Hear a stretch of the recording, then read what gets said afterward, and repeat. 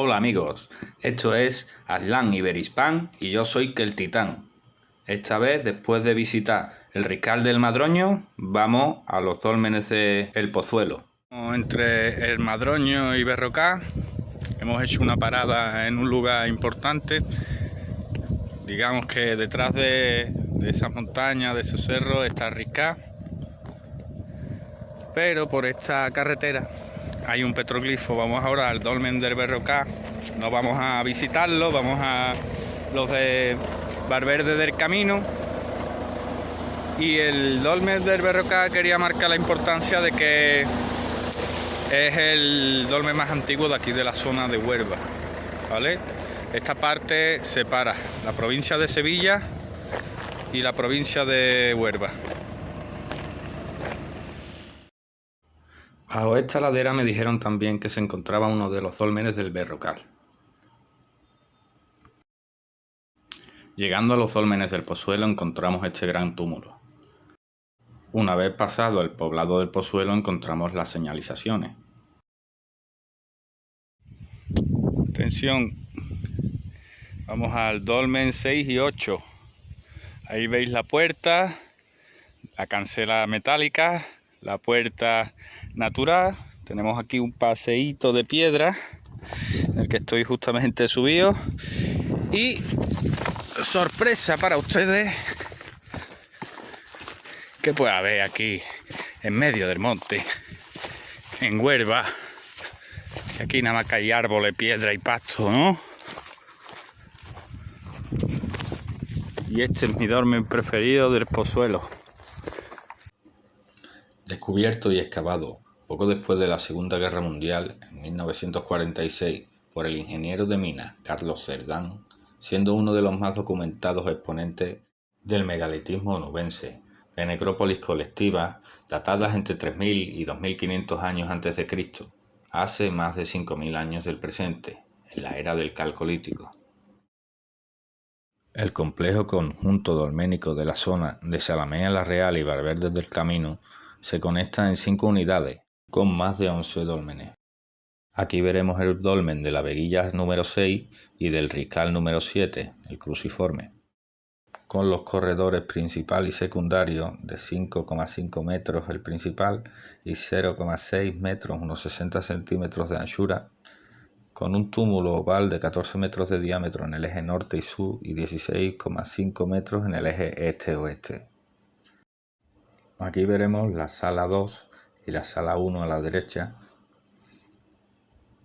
Allá al fondo está la sala mayor y la sala sur derribada, y entraremos en la sala 1.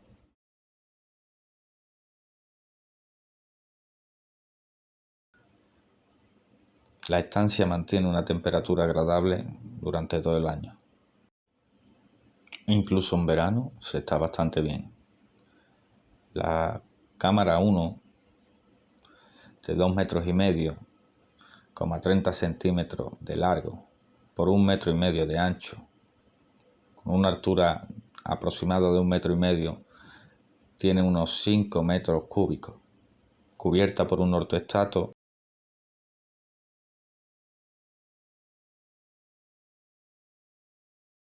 con una laja sobresaliente. Estos dólmenes del Pozuelo, descubiertos por Carlos Cerdán Márquez en 1946, alcantareño nacido en 1910, con 30 años, entró en la compañía minera de Río Tinto como ingeniero. En 1941 oposita para el Cuerpo de Ingenieros Industriales de Delegación Provincial de Huelva, ingresando el 30 de julio. Siendo nombrado comisario provincial de excavaciones arqueológicas en 1945, ya se encargó desde 1944, después de la Segunda Guerra Mundial, en explorar la provincia y recuperar los estudios mineros arqueológicos de empleados extranjeros, haciendo amistad con los matrimonios Pericot y Leisner, y en los 50 organizando la Asociación Hispanoamericana de Arte y Arqueología y entrando en la Academia de Bellas Artes de Sevilla, llevaron a cabo una publicación, Los sepulcros megalíticos de Huelva, en 1952, trabajo que fue encomendado por Julio Martínez Santaolalla a los Leisner. Este señor era falangista, filonazi, antihumanista y ocupó la cátedra de Historia Primitiva de Obermayr hasta que entró en 1954 Martín Almagro Bas, el padre. Martínez Santaolalla trató y tuvo contactos nazis como Himmler, su patrono, o Wolfram Sievers, el director de la Nennerve o acompañante del séquito de Hitler en octubre de 1940, siendo invitado a Alemania a dar conferencias de carácter germanófilo. Sin mencionar más a Santaolalla, hablemos de Carlos Cerdán y los Leisner. Supongo que querrán saber quién era este matrimonio. Cerdán tenía una documentación monográfica de la provincia de Huelva, pero los Leisner habían visitado con anterioridad Galicia y Portugal en el norte de la península. En 1930, cuando empezaban a conocer el Algarve y Andalucía, comienza la Guerra Civil Española el 18 de julio de 1936 a 1939 y en 1940 comienza la Segunda Guerra Mundial. El matrimonio Leisner, de ascendencia alemana, nacerían en lugares distintos, ella en Nueva York y él en su Kiel natal, puerto al mar Báltico, con una interesante historia naval y conocida por el motín de Kiel de los marineros que se negaron a participar en la Primera Guerra Mundial. Esto puede que tenga que ver en su retirada de las armas. Pero George fue un joven soldado. Desde 1891 participó en el ejército bávaro, en las guerras de China, en la rebelión de los Boxer y en el genocidio herero de África, en Namibia, entre 1904 y 1908. Después de estas barbaries, se casaron el 2 de septiembre de 1909. A partir de 1918 se retira de las armas y retoma sus estudios colaborando con la expedición a África del Norte y Egipto de Leo Frobenius.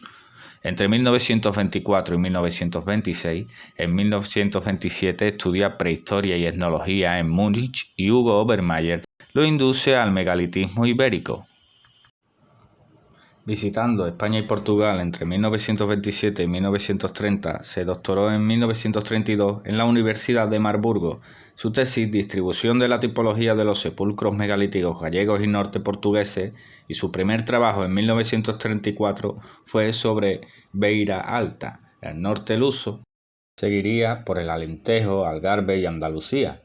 Los Leisner participaron activamente en la Segunda Guerra Mundial de parte del bando nazi, como teniente coronel y enfermera, hasta que en 1943 obtienen un permiso para una salida coincidiendo con una pérdida. En uno de los bombardeos en Múnich, perdieron los documentos de investigación y aparte de sus familiares. Con un visado de 2 meses terminaron afincados en Lisboa. Hasta los contrató Siemens y los intentaron enchufar en la Universidad de Coimbra antes de la caída del Tercer Reich nazi, entre 1944 y 1945. A partir de esta fecha conocen a Carlos Cerdán, 10 años después de sus primeros trabajos en el megalitismo portugués. Se adentran en el megalitismo nubense, llegando al dolmen de Menga de Antequera y a los millares almerienses. Especializándose en el territorio portugués del Alentejo, publicaron 4 volúmenes sobre el megalitismo ibérico entre 1954, su primer volumen, 1959, 1965 y el último ya después de muerto, post-mortem, en 1998. El archivo Leisner desde 1943 en Portugal fue donado por Vera Leisner tras la muerte de su marido en 1957. Continuó con las investigaciones y donó parte del archivo personal, con casi 50.000 documentos, 19.000 escritos, 30.500 fotográficos y gráficos, donados al DAI, Departamento de Madrid del Instituto Arqueológico Alemán, DEUSCH, con la mención explícita de custodiarse en territorio portugués, en el DAI de Lisboa hasta su cierre en 1999, y cedido al Estado portugués en régimen de comodato, junto a la biblioteca de la delegación DAI integrada en la Biblioteca Arqueológica del Palacio de Ajuda, que fue el edificio real y desde la República en 1910 es Museo y Ministerio de Cultura en Portugal, Lisboa. El archivo se catalogó y escaneó entre 2012 y 2013 por la Fundación Calouste Gulbenkian. Por último, podéis ver el material gráfico aportado por mí mismo y tengo que referenciar la fuente que principalmente han sido de Wikipedia, de la entrada de George Ibera y la entrada de George Leisner, y de los trabajos de documentación y consolidación y puesta en valor del conjunto dolménico de los Gabrieles, de Valverde del Camino, la segunda fase en junio de 2006, por José Antonio Linares Catela. Y por supuesto agradecer a todos los que habéis estado ahí atentos. Si habéis llegado hasta el final, darle al like y esas cosas que se dicen por aquí por YouTube. Muchas gracias y nos vemos en Atlant Iberispan, que el Titán. Los sepulcros megalíticos de Huelva. Carlos Cerdán Márquez y George Leisner y Vera Leisner. ¿Eran espías nazis?